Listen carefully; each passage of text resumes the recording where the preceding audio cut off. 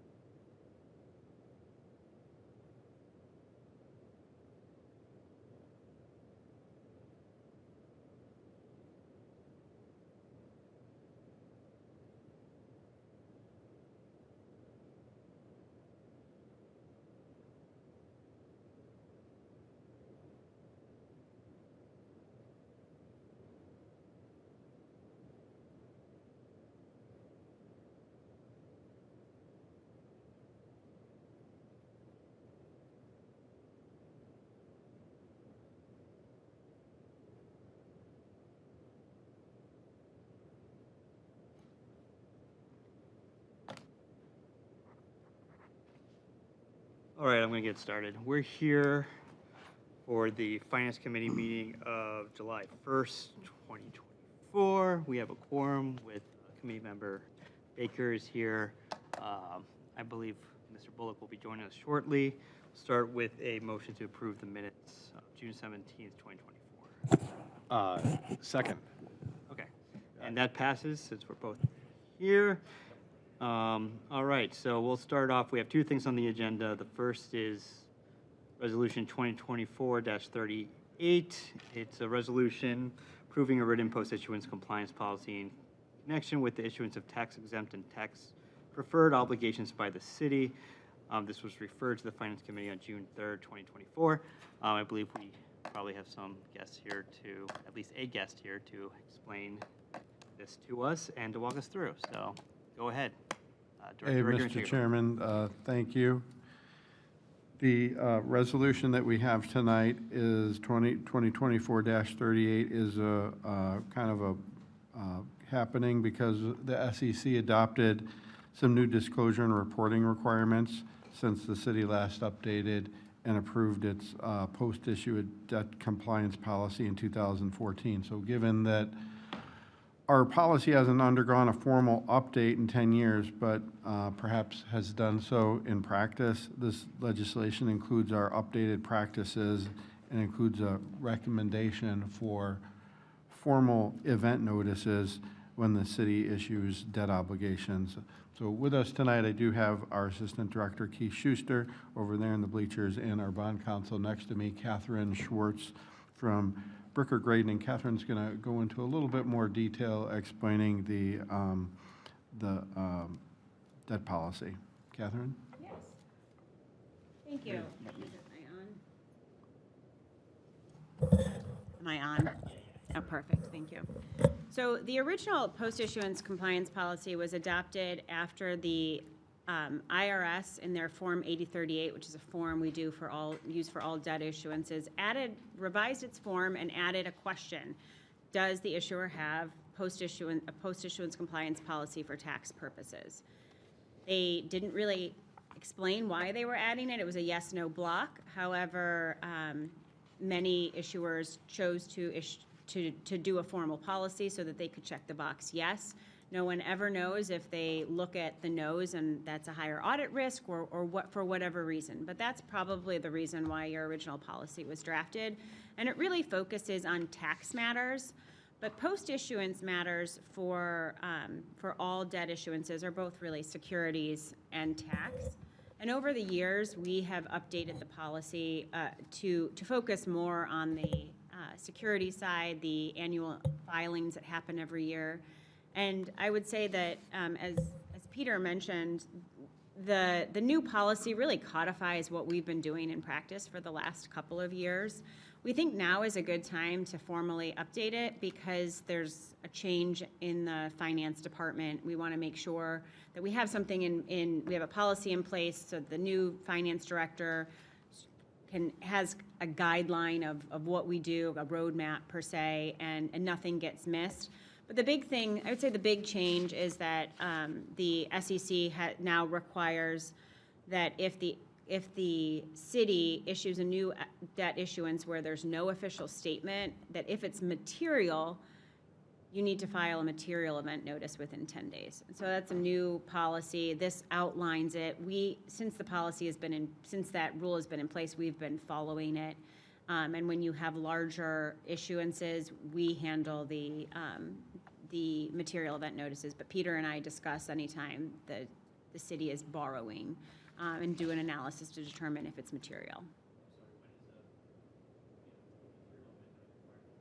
When it's material. So it's really confusing. And the SEC does not, will not define materiality for that purpose.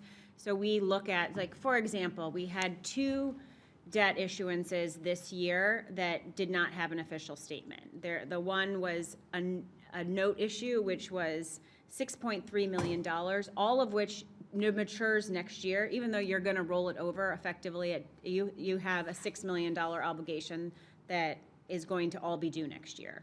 So you look at $6 million compared to all of your revenues, and that's a really big chunk. It's clearly material, right? So we did a material event notice.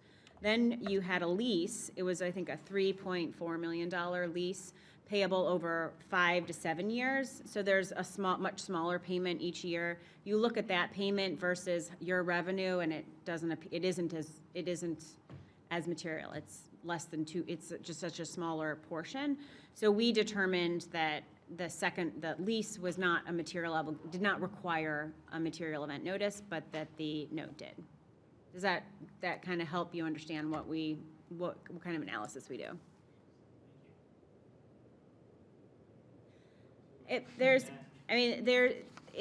We could go through it. I think it's pretty self-explanatory. It's just the form that we have been recommending to all of our clients over the last. Basically, we've been doing this in practice for years, but since we're going to have unfortunately a turnover, congratulations, Director Encator. So just to have it in writing, so the next person knows exactly what to do. Okay. All right. For continuity purposes. Exactly. All right. Any questions, concerns from here, Mr. Baker? Thank you, and I appreciate the explanation. I guess the first, I have a couple questions, brief. I think they should be quickly answered. But so we had a written policy before. This one just is a little bit more detailed. Is that? It's more detailed, and it handles the updated SEC rules that were put into place since the 2014 policy was adopted. And the goal is to replace it completely, not to have both policies. And then for materiality, you said 2%, because I'm looking for the definition of materiality. Is that still a swag? There is no definition. Okay. And what would you surmise? So I think it's the state of Ohio kind of looks at 2%, looks at 2% of how much revenue is coming in or how much you're expended. There's kind of a different way. There is no good test. We talk about it, in my practice as well, and we kind of come up with, it depends on the totality of the circumstances, I guess. Okay, and is this kind of like the same distinction between capital versus operating? Like there's,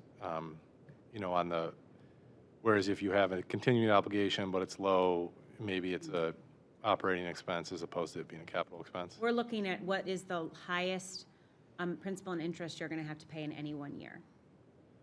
Okay, thank you. And then, thank you. I think this policy is great, and I think it's good to have this kind of formalized. The one thing, and this is for council's discussion, it does say the Director of Finance execution of such documents shall be conclusive, and this is if there's any change. This is section 1 of the ordinance.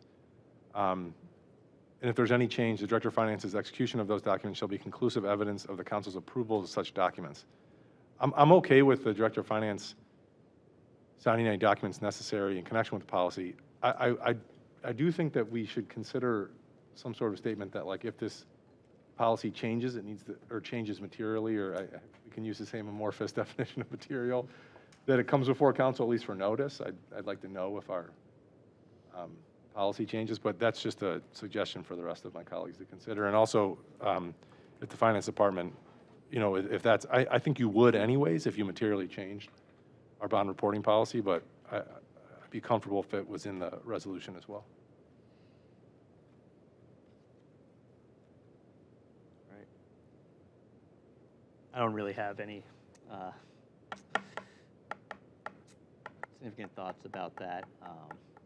Just reading it seems like, right, the section 1 is pretty narrow as in these particular documents. You're talking if they ever wanted to update or change the policy. I believe that would be necessary to come before council. Anyways, because this resolution only covers the documents relating to this particular. At least that's how I read it. I don't know if Director Vargo has any thoughts or putting him on the spot there. Councilman, I would need to review the documents and think about it. So sorry. Thank you. So this would be on. Is this third reading tonight? Huh? yeah, it's section 1, and actually, as I read it, it says that here's the policy. the Director of Finance is authorized to execute the policy, and this will be in the form attached here to Exhibit A. And the Director of Finance can send any documents necessary in connection with the policy, and his execution or his or her execution of such documents shall be conclusive evidence of our approval of such documents. I think that's fine, now that I've read through it a little bit more. It's funny with asking questions of what materiality means, and with the recent court cases, I guess it depends which judge you get. At the end of the day now. Doesn't matter what the SEC says. So, Tom, you have any questions? Yeah, thank you, Mr. Chair. Thank you, Director Rankator and Attorney Schwartz. Good to see you as always. Just want to make clarifying questions to make sure I'm so the core issue that we're attempting to comply with is, of course, a whole long list of federal requirements, but other than the update by the SEC, is there a paragraph in the Exhibit A that gets at the heart of the matter? Trying to quickly read and skim. So, the big update is on page 2, identification of financial obligations materiality on page 2. It's a completely different form, though. The original form was, the original policy was drafted by Benish, and the form was just very different. I mean, there are some, I didn't do a like line-by-line comparison, and I don't necessarily think one is necessary. But I mean, I read a few things, like the original policy has a statement that the Director of Finance is going to keep newspaper articles, publications, and brochures about the financing. I mean, I don't even know why that's really necessary. I mean, I think it's just, it's not necessary, and it's burdensome, right? So we're talking about, Scrapbook then. I mean, this is with record, it's something else with record keeping. It's not that every line is equal here, but I think there are some things in this one that are like, it's just not necessary at all. But so again, can you clarify where you're talking about the big change? You said page 2, but it might. Page 2 of the policy under event notices C. If you look, C2, identification okay. of financial obligations and materiality. This is the page piece 4 that in our. sort of updated, that was new, based on the SEC regulations. And this is, and we have this Exhibit A of the policy, and the policy is a financial obligation summary sheet, which is just a way of sort of looking at each new obligation to try to determine if you need a material event notice or not. Okay, so what this is driving at in plain English is what? To This is saying evaluate whether the that- city's taken on too much debt, or that in the issuance of the debt, it's accurate, or? So what happens is that if the city does a debt issuance that does not have an official statement, is like a private placement or a note issue, where there's not something out for investors. This comes down to investors who invest in the city might have an interest in what you are borrowing, right? And if those investors wait until your audit is released, depending on when the issue was closed, and the audit cycle is, months after the end of a fiscal year, an investor might have to wait 18 months to find Fair out enough, that right. you did a note issue back in, it could take a really long time. So to combat this, and this is for all investor types, are investors in the city of Lakewood really concerned about your note issue? Probably not. You're not a high risk, it's not a high risk situation, but this is just blanket all issuers. So now when you do a note issue, you have to file an event notice that goes on EMMA and that all investors can see within 10 days. We borrowed new debt. And that's basically what it comes down to. All right, and that's that what is that's in C to A, B, or C? I'm having. Well, it's the whole concept of the identification, this identification of material financial obligations. You have to identify if there is a material event financial obligation. If there is, you need to file a material event notice within 10 Okay, days. so it's better disclosure on a more timely basis to all investors, because we're issuing debt out in the market, which is a broad pool. And that debt is being resold. So while it doesn't change your interest rate or anything, there are investors who are interested in being in the secondary market, buying and selling your bonds. Okay, all right, that answered my question. So the point here today is we're keeping up as we should with the latest requirements, and also it's just good financial best practices. And so that's good to hear that the transparency and the timeliness of notices increasing, not just for us, but just across the marketplace. So that answers my question. Thanks to Councilman Baker for the vigilance. I would tend to agree with the tradition of requiring council to be involved in any decisions which it says in legislation is ours. In this case, I also concur it's narrowly written, so I'm happy to support a motion tonight to recommend adoption. Chair? Yeah. I actually have, looking through it, what's interesting to me is Exhibit B talks about the private business use contract. So I'm thinking of just a real-world example of this. And would that be, for example, Winterhurst? Like, so this may be for the law director, where if we have a facility that used bond funding to build or repair during the term of the bond issuance, would we have to do this analysis to determine that the asset or that the capital item is exempt, so it can be a bond fundable expense? So what happens is that the financings that the majority of the financings of the city, I think all at this point, are tax exempt. And so for them to be issued as a tax exempt, the IRS considers that a gift, that they are allowing the city of Lakewood to issue debt on a tax exempt basis. And they're doing that because you're financing government assets, roads, buildings, those kinds of things. Now, if the use of something that is financed changes, that could mean that that if you were audited, or it could mean that your bonds are if it gets to a certain extent, your bonds are no longer tax exempt. So that's the kinds of things that the director of finance needs to be in contact if something changes. Now, Winterhurst is a municipal facility. If something happened and a private business owner took over some part of it, then there could be something if it was financed. But that is the kind of thing that we're looking at. Like, is it? Are you renting? Are you going to rent Winterhurst to a private party to run it? That kind of thing. That would be the type of thing. If there's any bond financing outstanding for Winterhurst, that's the kind of thing that we would need to look at. Yeah, it seems to be related to the question of whether the property is taxable as well, just from a county standpoint.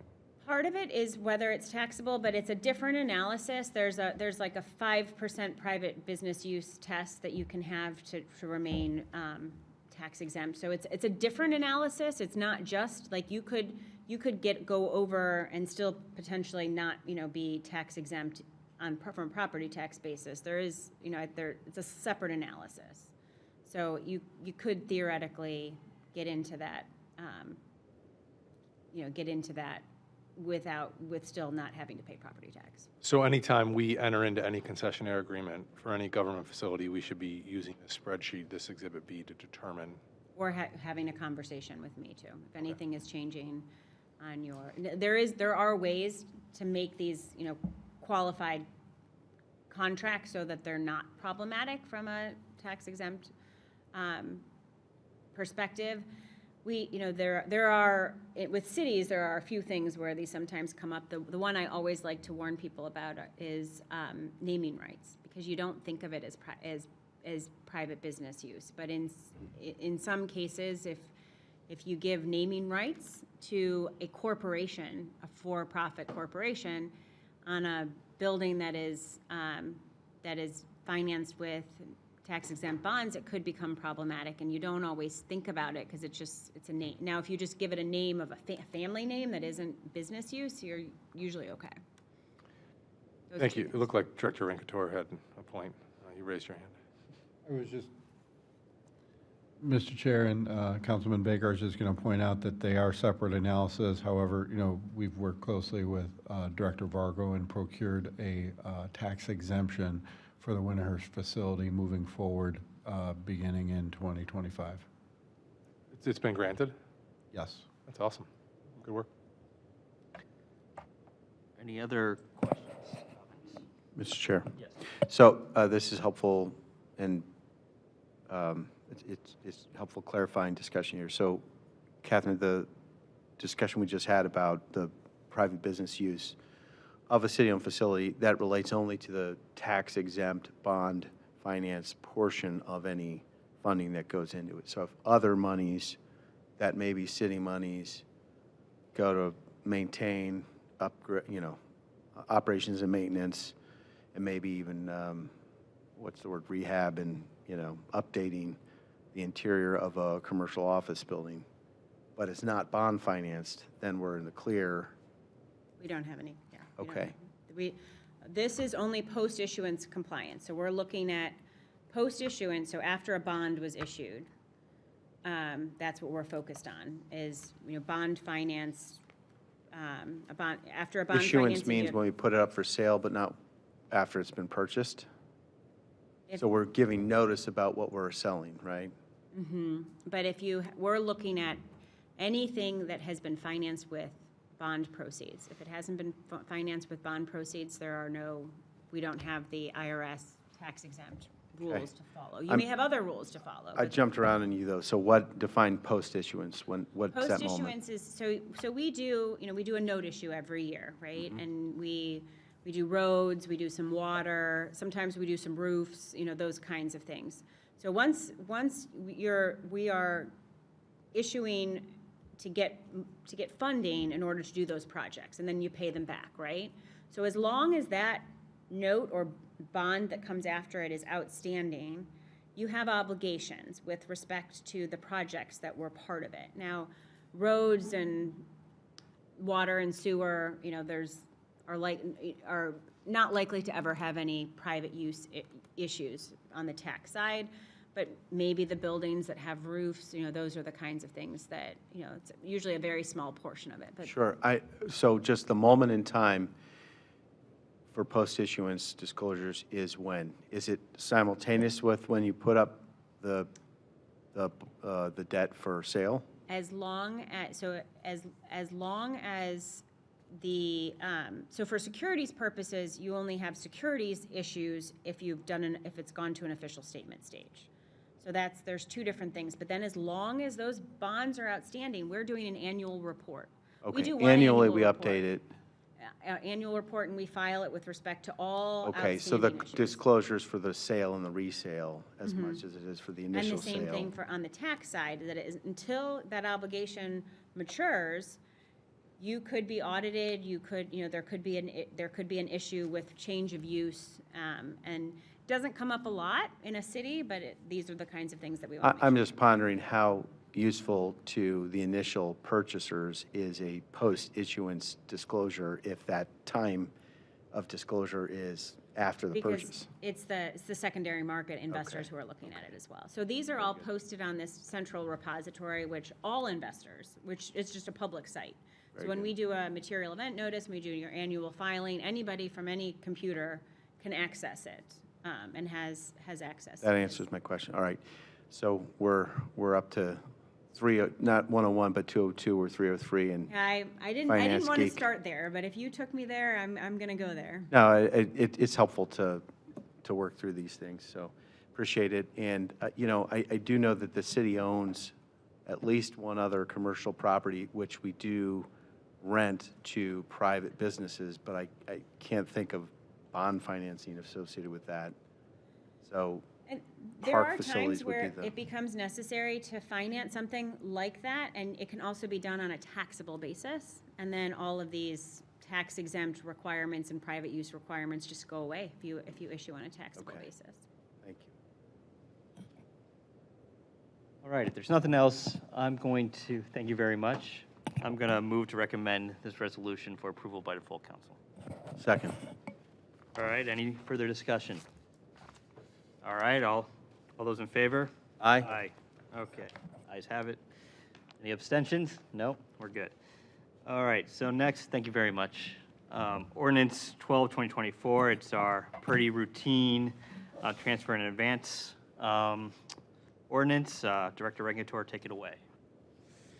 Thank you, Mr. Chairman.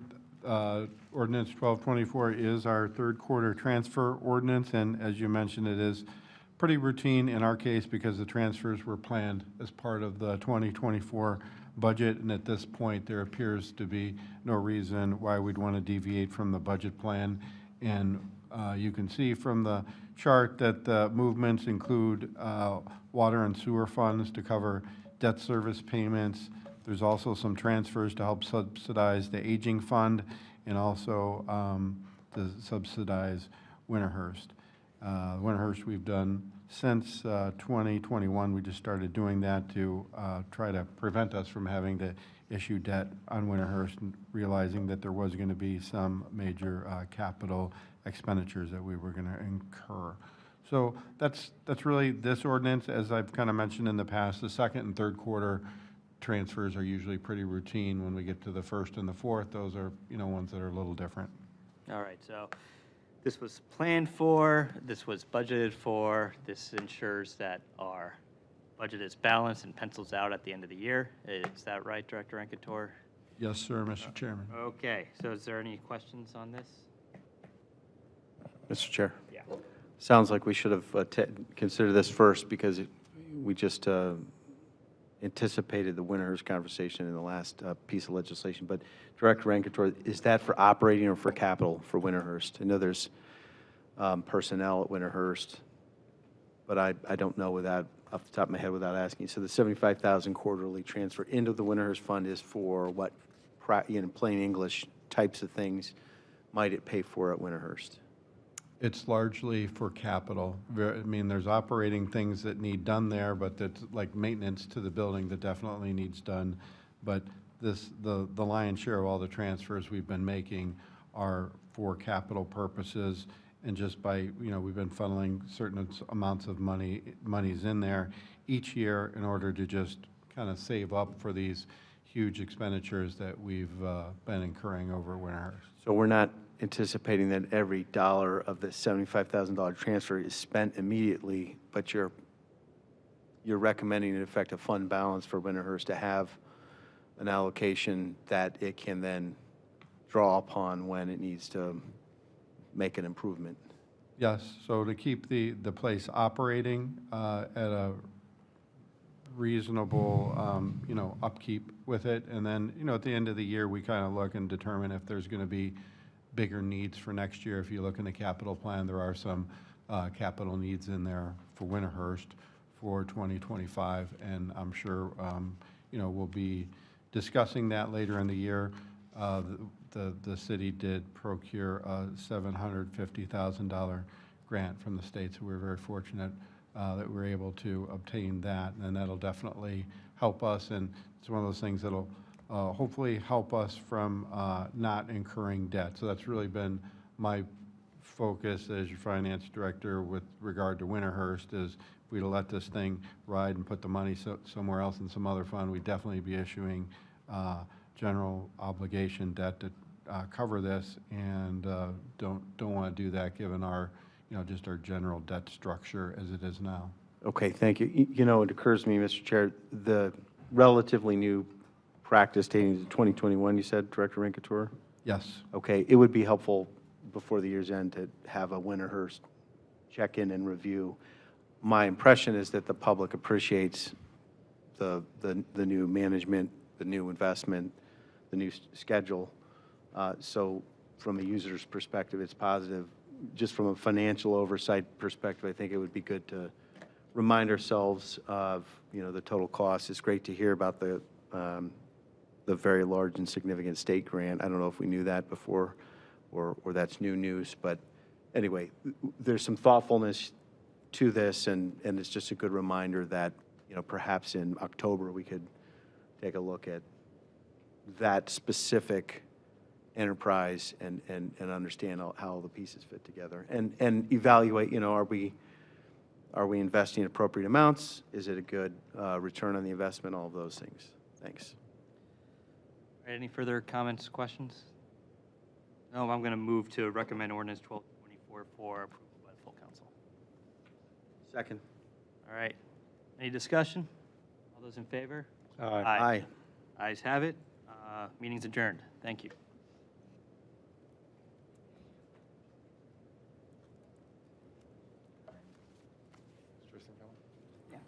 We'll just take 1 or 2 minutes for folks to get settled, and we'll get started.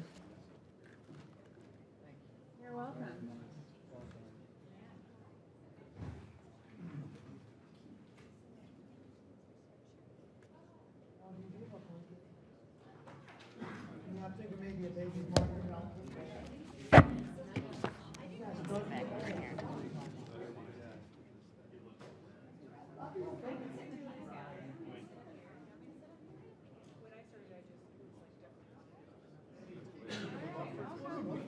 All right, I'll sit here. I don't think they're gonna ask me any more questions. What? If they take a picture, you can be my camera. I can be a camera, yeah. Are they gonna do pictures before or after, you think? Are you heading off? Yeah. All right, good to see you. Great to see you. All right, have a good one.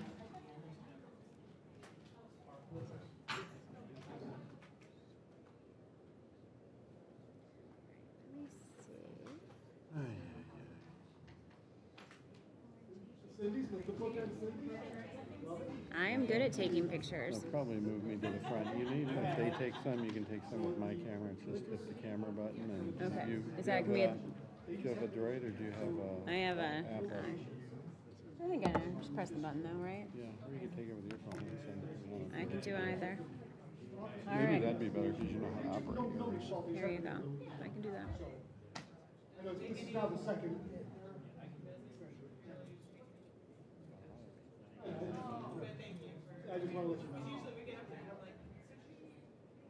Yeah,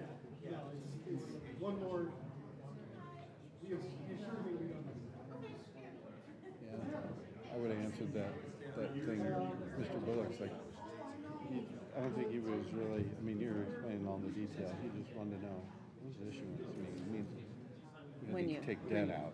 That's what it means. That's what I meant, yeah. So, and then when we do that, we gotta tell people.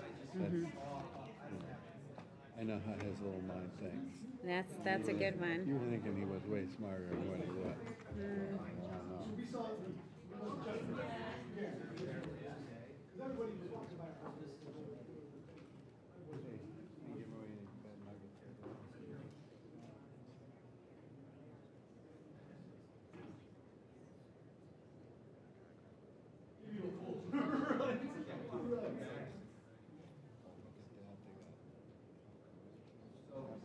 Hi. Hi, Catherine Sports. Nice to meet you. Pete? Sweet Pete? Last time we get to do this together. Yeah.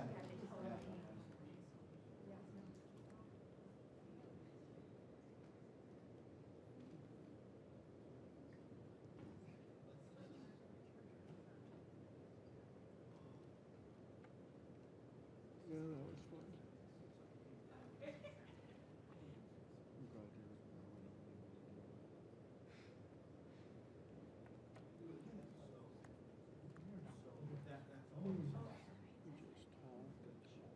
There's a lot of talk, yeah. I think about like, it's like, I mean, you don't know what they're gonna ask, but I'm like, most people don't know about post-issuance compliance at all, and then there are those of us who deal with them all the time. So in Toledo, we'd get there, our setup was kind of like them. We had what we called the pit. It was like a regular floor, only it went down further. Like you had to step down into the pit, and then council was up there. And then I ask these questions, and this is like finance committee. And when they ask us this stuff in finance committee, I'm like, half the time didn't have anything to do with finance.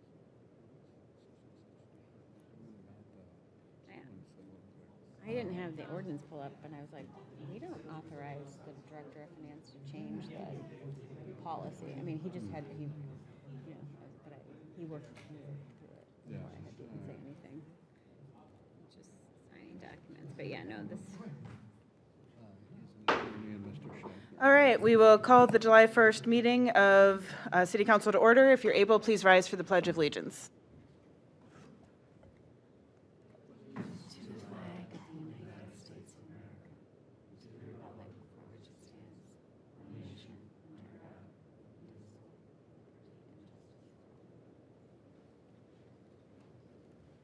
Now pause for a moment of silence.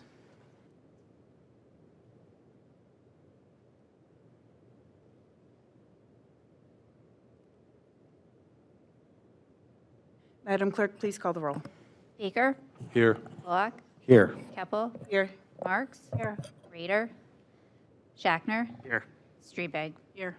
Reading and disposal of the minutes of the regular meeting of council held June 17th, 2024. First, I'd like to move to excuse the absence of Councilmember Rader. Second. Motion's been made and seconded. Discussion? Hearing none. All those in favor? Aye. And that motion passes. Reading and disposal of the minutes of the regular meeting of council held June 17th, 2024. Move to approve without the necessity of a reading. Second. Motion's been made and seconded. Any discussion? Hearing none. All those in favor? Aye. And that motion passes. Reading and disposal of the minutes of the June 20th council community conversation. Move to approve without the necessity of a reading. Second. Motion's been made and seconded. Any discussion? Hearing none. All those in favor? Aye. And that motion passes. Item 1, report from Health and Human Services Committee regarding meeting held June 24th, 2024. Councilwoman Marks. Thank you. Dear colleagues, the Health and Human Service Committee met June 24th, 2024 to review and discuss the Human Rights Campaign Municipal Equality Index. Councilmember Streebig provided an overview and background of the Human Rights Campaign Municipal Equity Index scorecard. She shared that last year our score increased dramatically from our earliest score of 77 in 2016 to a score of 96 in 2023. She then reviewed the various areas the city could explore to further increase our score.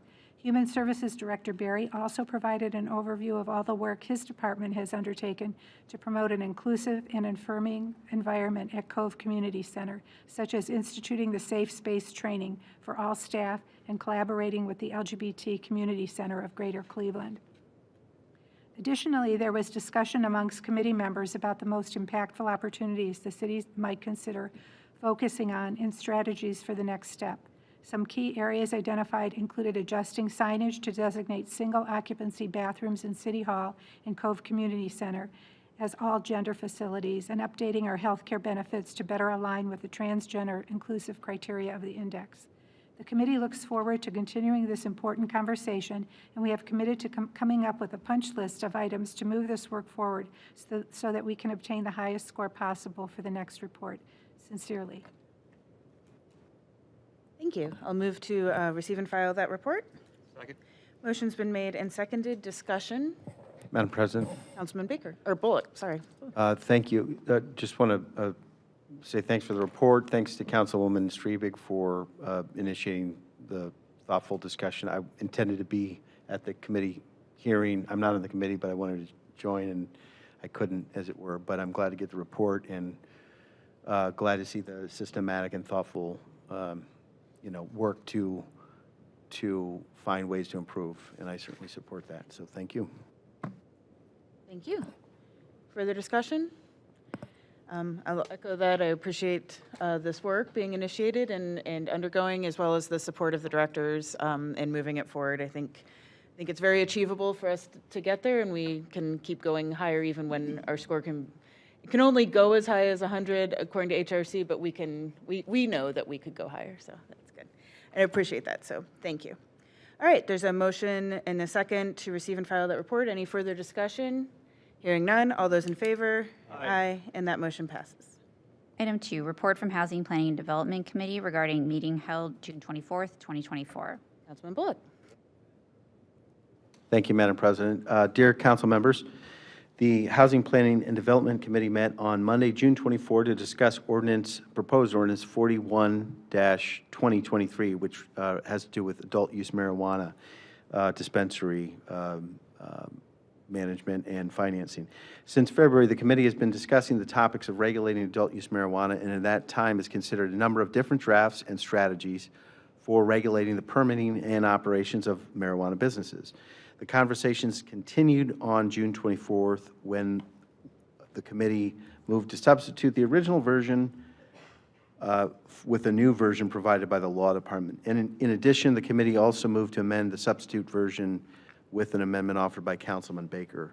The committee continues to discuss the potential risks and benefits of incorporating a community impact fee into the ordinance now or waiting until a later future date if the state legislature were to remove or reduce the host community cannabis fund and its compensation rate for local communities.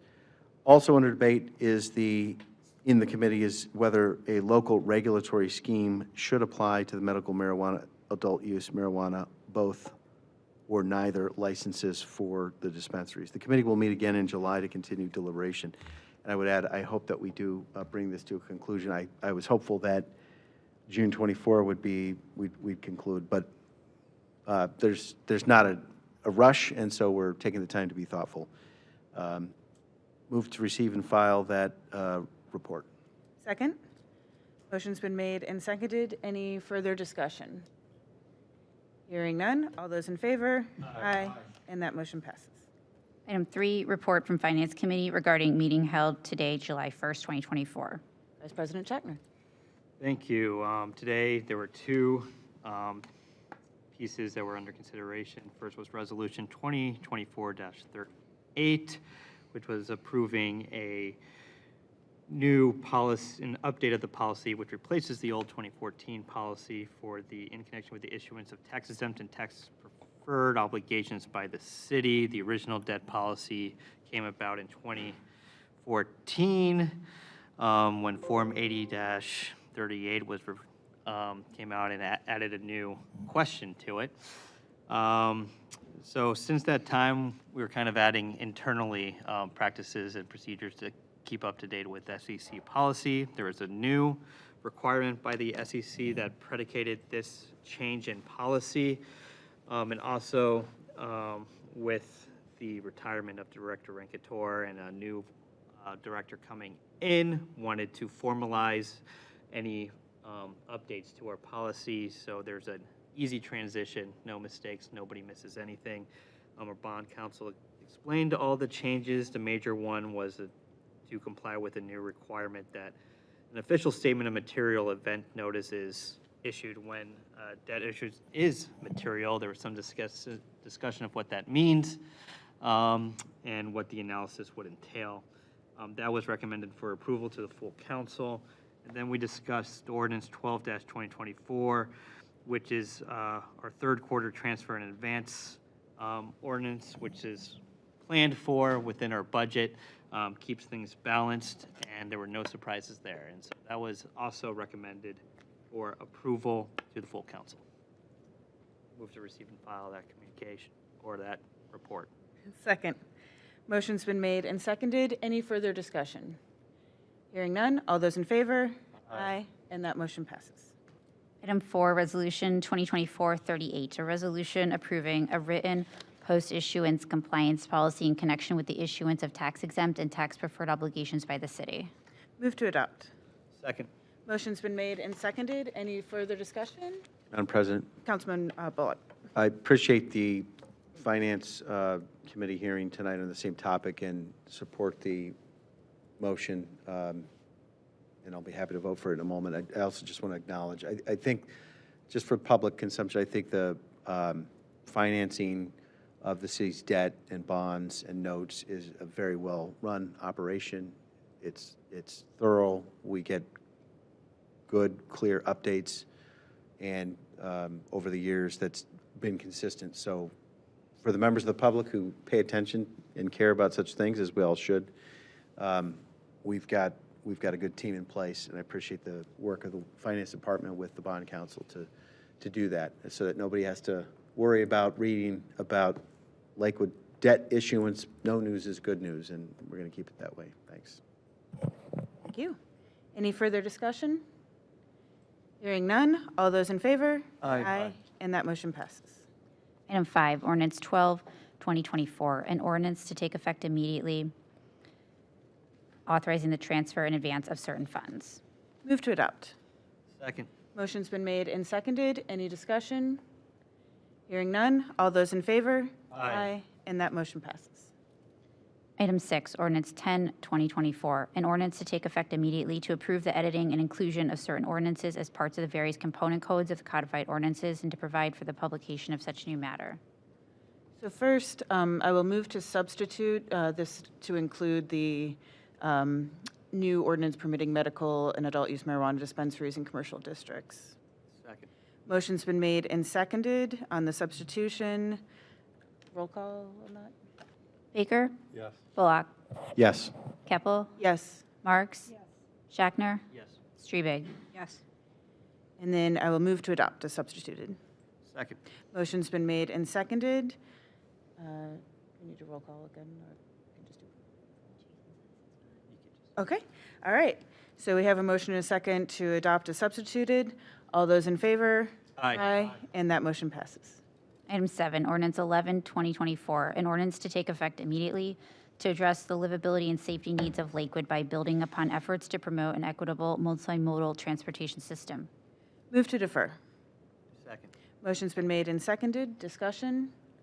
Hearing none. All those in favor? Aye. And that motion passes. Item 8, Ordinance 13, 2024, an ordinance to take effect immediately, amending Section 130675, Structural Engineer Report Requirement of the Lakewood Codified Ordinances. Move to defer. Second. Motion's been made and seconded. Any discussion? I'll just add since we do have folks from the public here today, as we go through these that we're deferring, it's because they're already in committee and we're waiting to hear back from committee. All right, so we have a motion and a second to defer. Any further discussion? Hearing none. All those in favor? Aye. And that motion passes. Item 9, Ordinance 14, 2024, an ordinance to take effect immediately, amending and repealing various sections in Part 13, Building Code of the Codified Ordinances, removing individual fees. Move to defer. Second. Motion's been made and seconded. Any discussion? Hearing none. All those in favor? Aye. And that motion passes.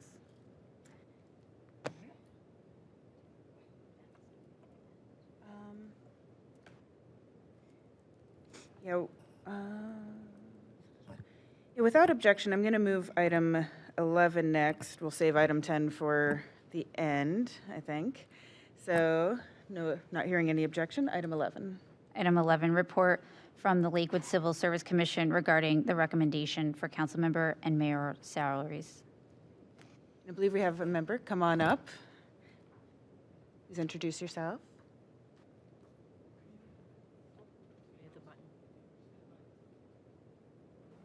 Thank you. Good evening. Members of council, council president, Madam Mayor. My name is Commissioner John Mills, and along with my colleagues, Commissioner Nathaniel Zepp and Commissioner Terry Vincent, we make up the Lakewood Civil Service Commission. And it's my privilege to be here tonight to present to you this recommendation for council members and mayoral salaries.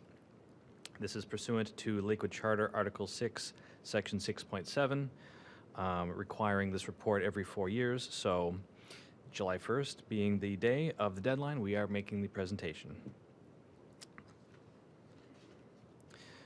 So to compile this report, I also want to thank Jennifer Swallow and Secretary James Metalewski from the Civil Service Commission, who assisted with the research and the drafting of this report.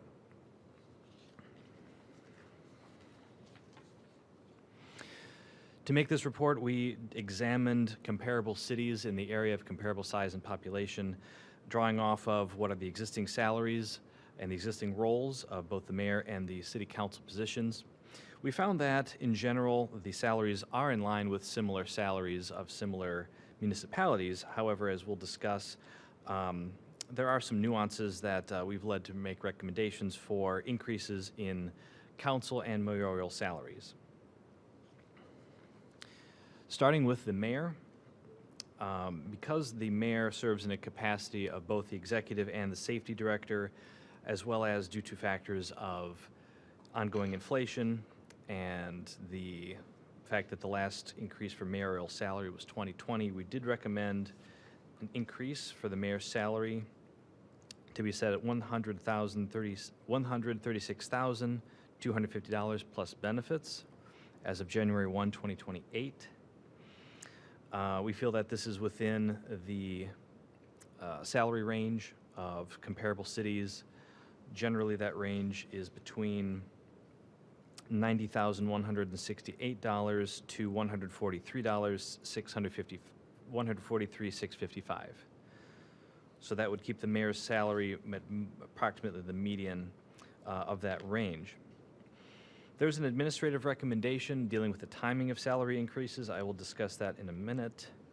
But for the members of council themselves, we did recommend that the salary for city council members be set at $15,600 plus benefits and at $17,555 plus benefits for the city council president to begin at the next term of office. The reason for that would be that considering historically the fact that the council salary was flat from 1982 to 2016, we felt that Lakewood City Council salaries have been historically at or below market for municipalities of similar size and budget. So the commission felt that in order to make sure that there is no implicit bias with salaries that would be a bar to people coming to office who maybe are working part-time jobs or maybe are not, have independent means. We felt that this was in line with that recommendation to keep salaries from getting too stagnant in the future. Further, with constraints of inflation and ongoing increases of cost of health care, those are other factors that we considered.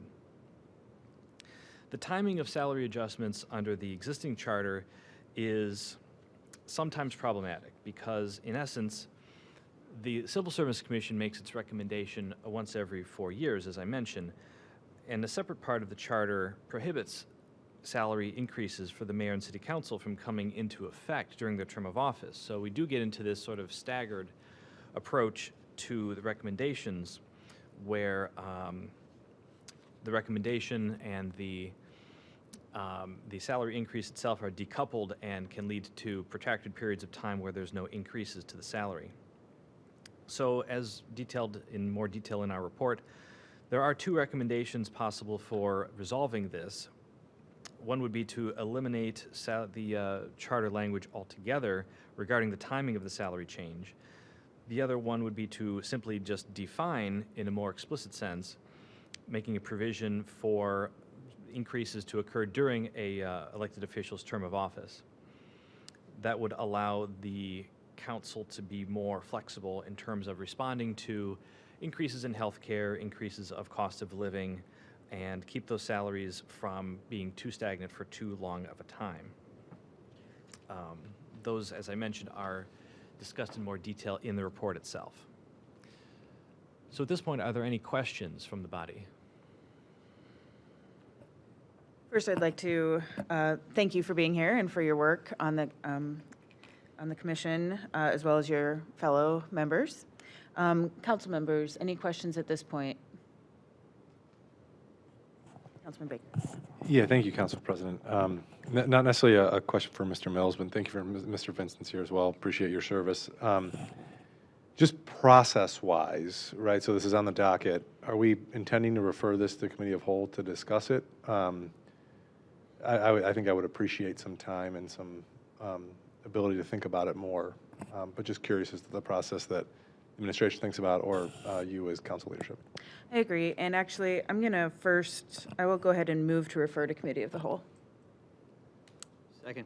Motion's been made and seconded, so we can continue discussion here. I do think this is a thoughtful, detailed document that I think warrants more investigation, and us all to have time to read it and process it, and ask thoughtful questions.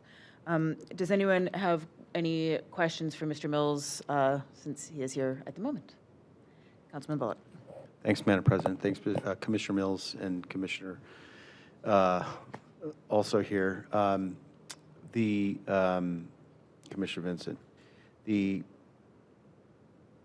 you just explain what you said a moment ago regarding the administrative?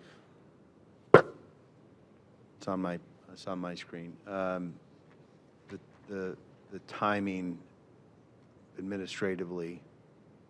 The benefit of such a system of administrative adjustment should not be faced with the situation presented over the past decade.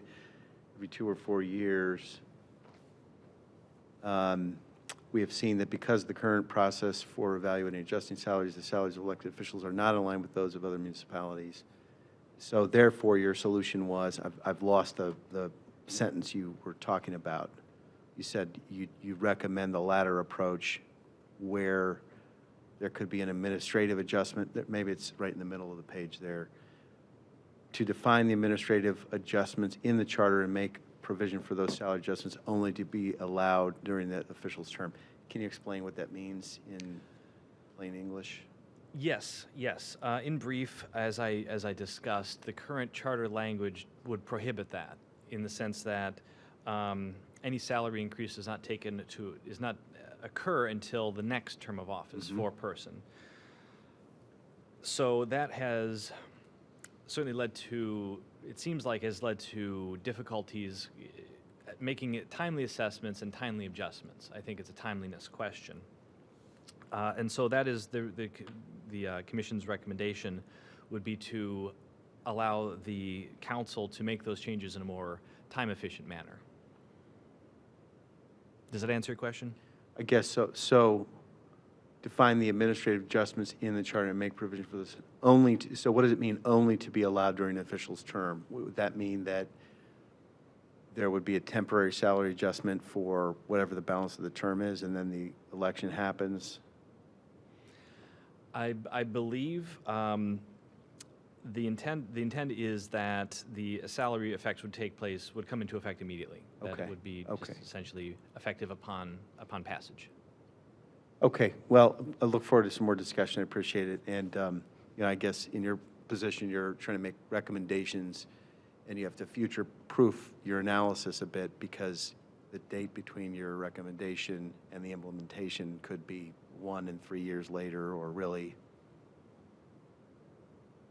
close to 18 months plus another 2 years later. So I understand that.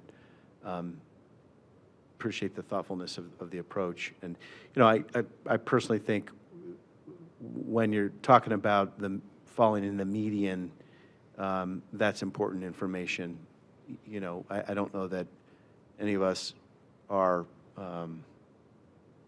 grossly undercompensated if we're in the median. So, and it's an appropriate conversation that is thoughtfully laid out here, and we appreciate that job. Further discussion, questions? No? All right.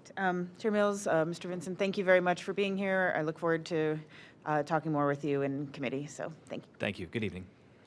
All right, so we have a motion and a second to refer this to Committee of the Whole. All those in favor of that motion, say aye. Aye. Aye, and that motion passes. Item 10, Resolution 2024-44, a resolution to recognize and thank Peter Rankator for his 4 years of leadership in public service as Director of Finance for the City of Lakewood. Is that not in there? Oh, it's not in there. It's not in there.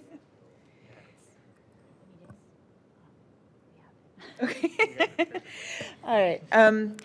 Madam Clerk, would you mind reading out those whereas clauses, please? Absolutely. A resolution to recognize and thank Peter Rankator for his 4 years of leadership in public service as Director of Finance for the City of Lakewood. Whereas prior to being appointed Director of Finance for the City of Lakewood, Peter Rankator devoted several decades of his career to the field of municipal finance, employed by various public entities, including the City of Toledo and Lucas County. And whereas on April 20th, 2020, during the height of the COVID-19 pandemic, Peter Rankator swore his oath of office during one of City Council's historic virtual meetings and quickly got to work, leading the city's effort to maintain responsible fiscal stewardship during a tumultuous time of great uncertainty. And whereas since that time, with the support of his incredible staff, Peter has worked to maintain and grow the financial strength of the City of Lakewood, leading the adoption of 4 structurally balanced budgets that invest responsibly into city infrastructure and operations while also preserving important reserves, enabling the city to respond with nimbleness to unexpected challenges and opportunities. And whereas each year, under Peter's leadership, the city has received the prestigious Auditor of State Award with distinction, a recognition achieved by only 3 to 4% of the 6,000 government entities audited in the state of Ohio, and a reflection of the city's system of robust financial policies and practices. And whereas we expect that the legacy of Peter's responsible and detail-oriented approach to municipal finance will continue to positively impact the city's financial outlook, strategic reserves, and bond rating for many years to come. First, I will move to adopt. Second. Motion's been made and seconded, and discussion. Councilman Baker. Thank you, Council President, and thank you, Director Rankator. In looking at your resume, I'm yeah, there he is, yeah. The short haircut, not the long haircut. And I think back to two folks that I respect so much that we've given kind of farewell speeches to in the last couple months here. One was Council President Litton, and you're both Eds grads, and it bemoans me that I have to say nice things about you, but you're actually a really nice person. So thank you so much for your service. Public service is so important, particularly in a field like yours, where you can get paid a lot more to work in the private sector. But you chose to work in the public sector, and I think we're better for it. And not only that, but, in going through your resume, we're a member of the Ohio National Guard, or Ohio Army National Guard, so your public service there and your service to our country is very appreciative for it. And the only time, you're very even-keeled, I've always respected that about you. The only time I saw you get a little bit excited was talking about pension liability as it relates to our bond rating. So that I love that about you, and then you got excited about that. But it's been a pleasure working with you in my short time on council. I wish you the best in your retirement, and thank you for your service. Thank you. Councilman Bullock. Thank you, Madam President. Director Rankator, it's been a pleasure working with you. Thanks for your engagement, your professionalism, your patient and persistent follow-through when I ask a bunch of questions. Some other council members do as well. All of that is to the public transparency and the public oversight and the public good, I think. You took over, I think, a good balance sheet and then went right into a COVID crisis, waded through all of that, and you're handing off a strong balance sheet once again. Not something to be taken for granted, as we were saying before. No news is good news, and nowhere more so than in the finance department. So thank you for helping to continue the strength of the city in that crucial part of our operation, and we're going to miss you, and it's been a pleasure working together. Thank you. My colleagues, Councilwoman Marks. Director Rankertor, I'm excited for you. Are you really retiring? Yes. Well, good for you. I hope you have a great retirement. Didn't get to work much with you personally, but I admire your job as the finance director. It's certainly not a job I would want in balancing the budget of a city as busy as Lakewood. So thank you for being so committed to the community, and I wish you well in your retirement. Vice President Schachtner.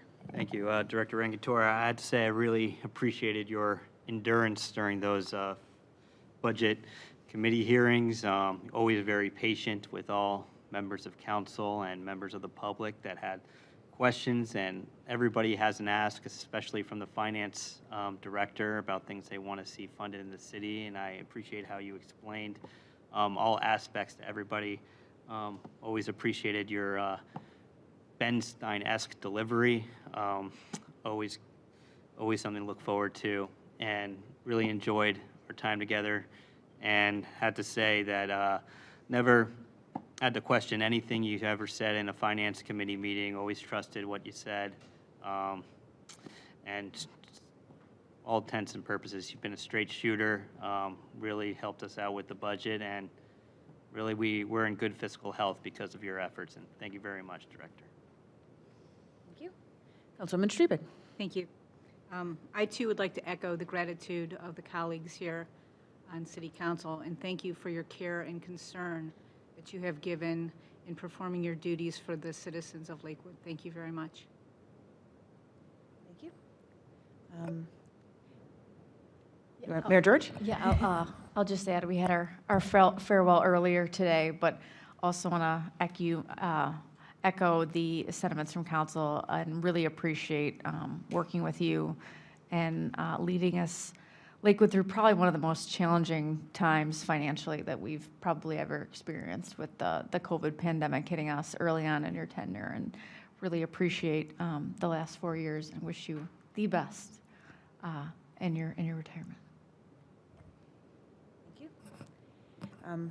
And I'll echo all of those sentiments, Director Rankator. It's been a pleasure serving with you, and really appreciate your service to the citizens of Lakewood. I don't think they necessarily know what all goes on behind the scenes and how many of the public servants that come here every day putting their best foot forward for them. So we really appreciate your faithful service, your due diligence, and for always being very professional and patient with us and patient with everyone as you answer all these questions, and always snazz it up with your fancy socks too. So always appreciate seeing what's going on there too.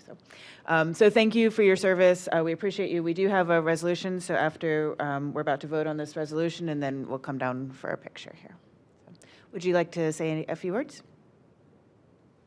Thank you to everyone on council, my colleagues, the mayor, the community, really for the graciousness and kindness that you expressed just now, and of course the professionalism that you express, every time we have a council meeting. Worked with different councils before. You guys always keep it on the up and up. I think that's something to be very proud of, that we're that kind of community where we can put a lot of political differences aside and just get our business done, because that's what we're here to do, is to serve the community and the people. And Mr. Baker, referenced my public service, and that goes back a long way, right? After I got out of high school, I wanted to serve, and that's what I'm about. That's why I'm here. That's why I dedicated my career to public service, to try and make government better than what it is. So hopefully I've accomplished that here in Lakewood. I definitely appreciate, all of your sentiments tonight. As for, the resolutions, I mean, you guys passed a lot of stuff before, but I got to say this is going to be the finest piece of legislation you guys have ever passed. So thank you. I appreciate it. All right. So on the motion to pass this resolution, all those in favor, say aye. Aye. And that motion passes, and we'll come down for it.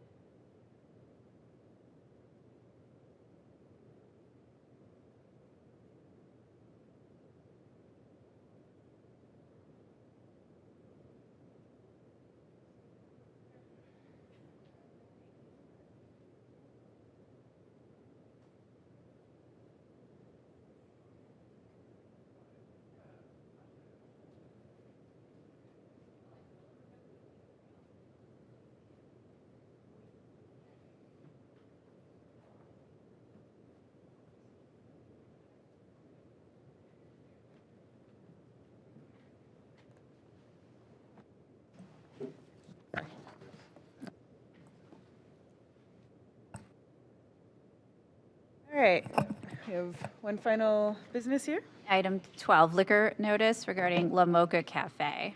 Move to defer. Second. Motion's been made and seconded. Discussion. Hearing none. All those in favor? Aye. And that motion passes. Schachtner, you voting? Yes. Sure. Okay. And that motion passes.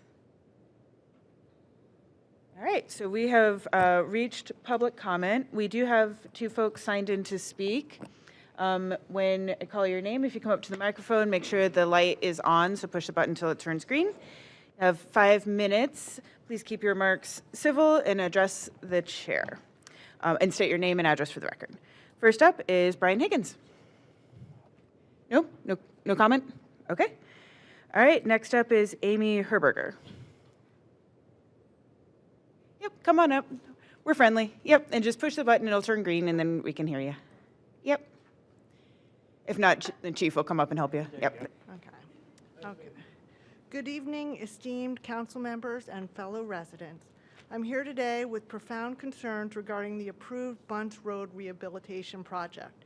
While I understand the necessity for infrastructure improvement, the current plan raises significant issues that must be thoroughly addressed before moving forward. First and foremost, the lack of adequate notification during the planning phase has left many residents feeling blindsided by this plan. Transparency is crucial in matters that affect our daily lives and neighborhood integrity. Second, I must inquire about the comprehensive environmental impact assessment. It is imperative that we receive clear information on how this project will affect air quality, noise pollution levels, temperature regulation, and rainwater absorption. These factors are pivotal to our health and overall well-being. Furthermore, the proposed changes have potential to worsen traffic congestion on an already burdened road. This raises safety concerns for pedestrians, cyclists, motorists alike, as recent incidents have underscored the dangers proposed by increased traffic. For instance, just last month, a neighbor's car was severely damaged due to poor visibility. In addition, the current design lacks sufficient safety standards for integrating bike lanes and pedestrian facilities into urban environments. Public sentiment strongly opposes potential congestion on Bunce Road, which could compromise cyclists' safety and undermine the project's intended benefits. Equally troubling are the environmental implications. The removal of 191 trees not only threatens to diminish our neighborhood's green canopy, but also poses risks to our local air quality and biodiversity. Replacing these trees with a 10-foot tar bike path raises sustainability concerns regarding water absorption and community aesthetics. I urge the council to provide a detailed inventory of the trees slated for removal, including their species, size, and ecological benefit. I mean, how does City Hall plan to mitigate the loss of these trees and their critical role in carbon sequestration? Looking ahead, let's explore practical improvements. Can we consider relocating parking to the east side of Bunce Road between Detroit and Franklin to improve visibility, enhance safety for all road users? This adjustment has proven successful elsewhere and should be extended to benefit our community. Furthermore, I advocate for the use of pervious or permeable concrete instead of tar for a bike path.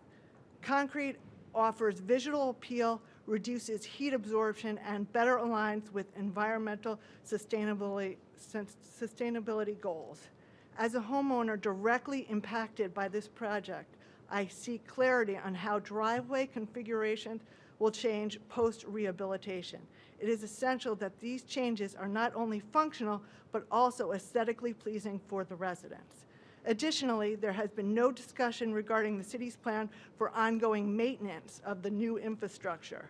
This is a critical aspect of such a substantial change to our cityscape, and it is concerning that details on maintenance and responsibilities are not clear at this stage. With the leaf collection season that will be approaching, how does the city plan to manage logistics, particularly for properties like mine that occupy the entire tree lawn? Similarly, during the winter months, who will be responsible for maintaining these paths?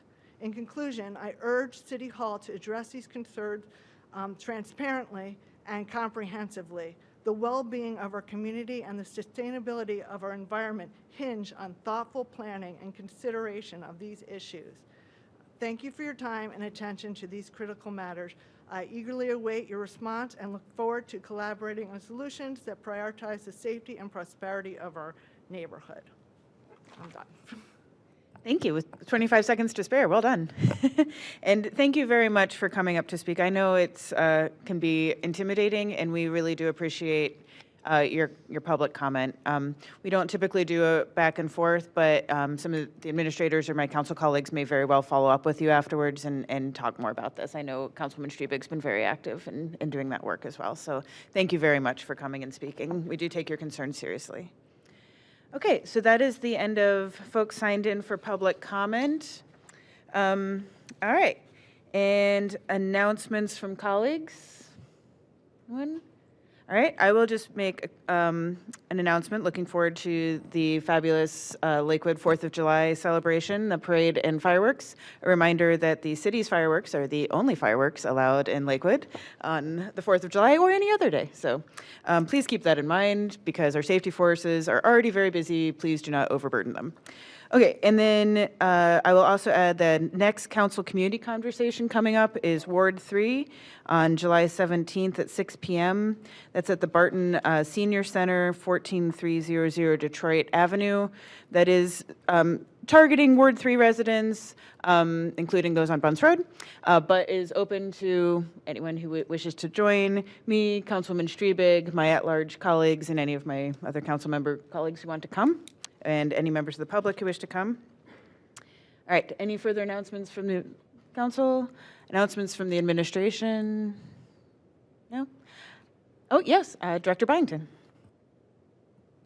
Thank you, Madam President.